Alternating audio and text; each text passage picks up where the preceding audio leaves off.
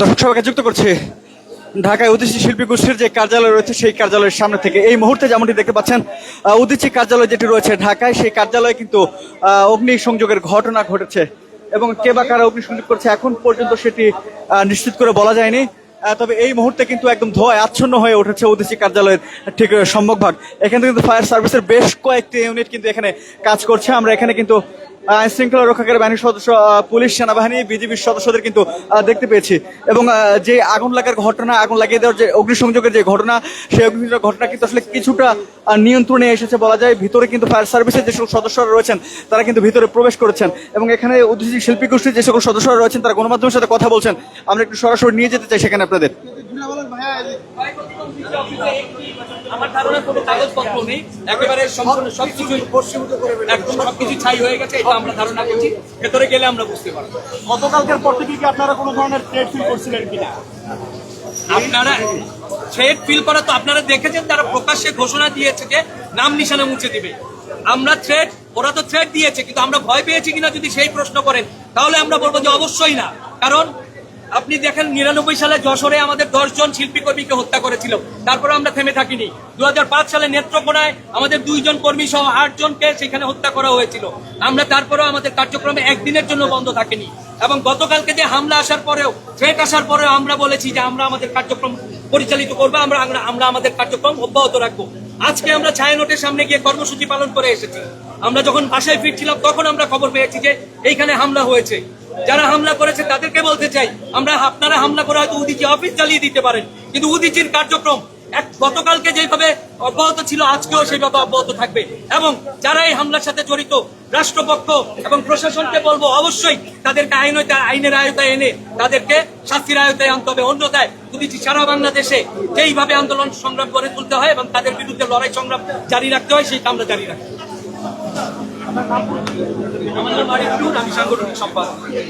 দর্শক, উদীচী শিল্পী গোষ্ঠীর সাংগঠনিক সম্পাদক যিনি রয়েছেন তিনি কিন্তু মাত্র গণমাধ্যমের সাথে কথা বলেন এবং তিনি যেমনটি আসলে জানাচ্ছিলেন যে উদীচীর যে কার্যক্রম, সেই কার্যক্রম কোনোভাবেই এই অগ্নিসংযোগের মাধ্যমে কিন্তু আসলে বন্ধ করা যাবে না। এবং এখন পর্যন্ত কিন্তু ভিতরে কিন্তু ফায়ার সার্ভিস সদস্যরা কিন্তু রয়েছে। আমরা কিন্তু বিপুল পরিমাণে কিন্তু এখানে সেনা সদস্য এবং পুলিশ সদস্যদের দেখতে পেয়েছি। এবং এখন পর্যন্ত কিন্তু উদীচীর যে এই কার্যালয়, সেই কার্যালয়ের সামনে ধোঁয়া কিন্তু এই মুহূর্তে কিন্তু আসলে উঠছে। ভিতরে যে আগুন ছিল সেই আগুন কিছুটা নিয়ন্ত্রণে এসেছে।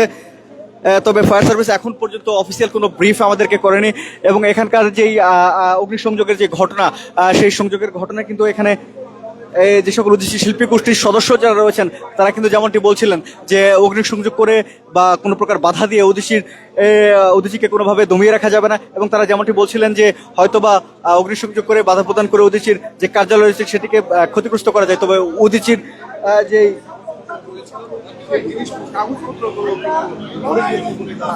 মুক্তিযুদ্ধে উদীচী শিল্পী গোষ্ঠী সাংগঠনিকভাবে সিদ্ধান্ত নিয়ে যুদ্ধ ঘোষণা করেছিল।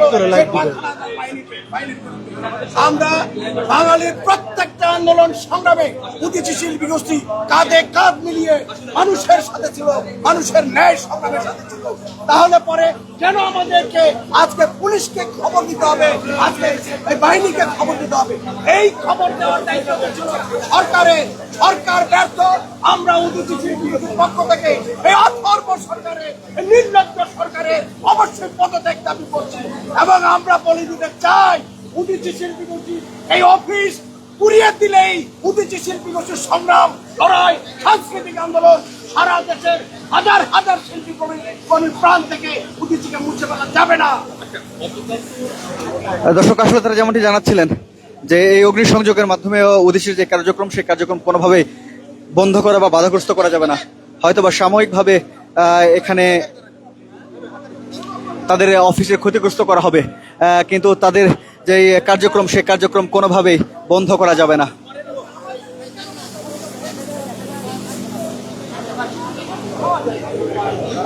এখনো কিন্তু ভিতর থেকে ধোঁয়া উঠছে এবং আমরা কিন্তু এখানে যেমনটি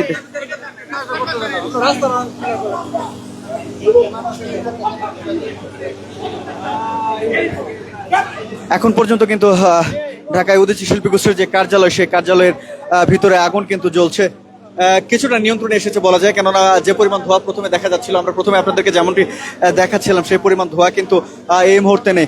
এবং এখানে কিন্তু বিপুল পরিমাণে সেনা সদস্য কিন্তু মোতায়েন রয়েছে। ফায়ার সার্ভিসের বেশ কয়েকটি ইউনিট কিন্তু এখানে এসেছে এবং তারা কিন্তু কাজ করছেন।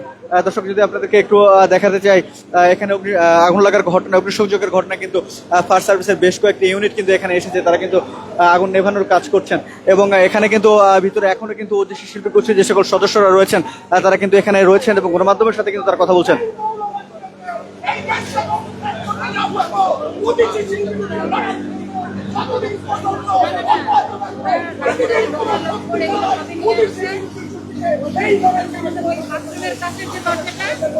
ওই দরজাটা ভেঙে কাজ করছে, মানে গেট ভাঙে নাই, আগে ওখানে ঢুকে ভাঙচুর করছে, তারপরে নাকি আগুন দিছে, হাতিটা পরে ভয়ে পালাইছে। আপা, আগুনটা লাগিয়েছিল কিভাবে, মানে এর সামনে দিয়ে ঢুকেছিল? যারা এসেছিল ওরা সিঁড়ি দিয়ে উঠেছিল। আমাদের একজন এখানে কাঠমিস্ত্রি আছেন শান্তিদা, এটা উনি দেখেছেন যে 15-16 জনের মতো ওই লোহার রড, রামদা, বিভিন্ন অস্ত্র শস্ত্র নিয়ে এসে তারপরে হচ্ছে যে সিঁড়ি দিয়ে উঠে একটা দরজা ভেঙে আগুন লাগিয়েছে এবং জিনিসপত্র ভাঙচুর করেছে। উদীচীর কেউ ভেতরে ছিল না, মানে আপনাদের কেউ ভিতরে ছিল না? আমাদের কেউ ভেতরে ছিল না।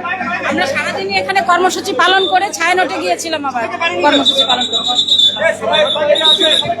দর্শক, যেমনটি শুনতে পারলেন যে দিনভর এই উদীচীর সামনে কর্মসূচি পালন করে তারা কিন্তু ছায়ানটে গিয়েছিলেন এবং তারপর সেখানে কিন্তু আসলে যে অগ্নিসংযোগের ঘটনা, সেই অগ্নিসংযোগ ছায়ানটে যখন উদীচী শিল্পী গোষ্ঠীর সদস্যরা যখন ছায়ানটে গিয়েছিলেন তখনই কিন্তু আসলে এই উদীচী যে কার্যালয় সেটি কিন্তু আসলে জনশূন্য ছিল এবং সেই সুযোগে কিন্তু যারা দুর্বৃত্তরা রয়েছে বা বিক্ষুব্ধ যারা রয়েছে তারা কিন্তু এখানে এসে অগ্নিসংযোগ করেছে। মোটামুটি আসে।